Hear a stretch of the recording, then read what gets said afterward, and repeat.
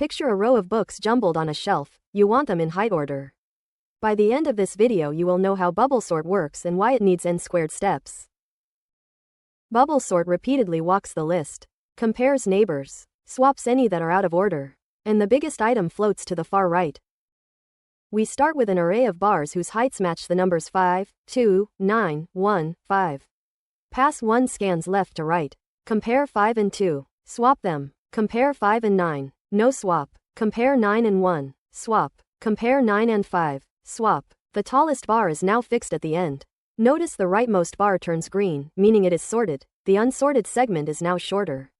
Pass 2 repeats the same walk on the blue bars. 2 and 5 stay. 5 and 1 swap. 5 and 5 stay. The second largest bar locks into place. Pass 3 compares 2 and 1, swaps them, then 2 and 5 stay, another bar turns green. Pass 4 checks the last pair, 1 and 2 stay, the list is fully sorted and every bar is green.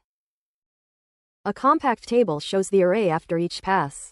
52915 becomes 25159, then 12559, then 12559, finally 12559.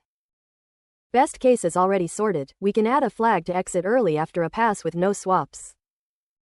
Average and worst cases still need about n times n-1 divided by 2 comparisons.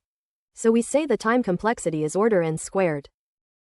Compare adjacent items. Swap when needed. Repeat passes until none remain. Green bars mark the sorted zone. Use bubble sort only for tiny or nearly ordered lists. For bigger data, choose faster algorithms. Generate your own educational videos for free at eduvids.vercel.app.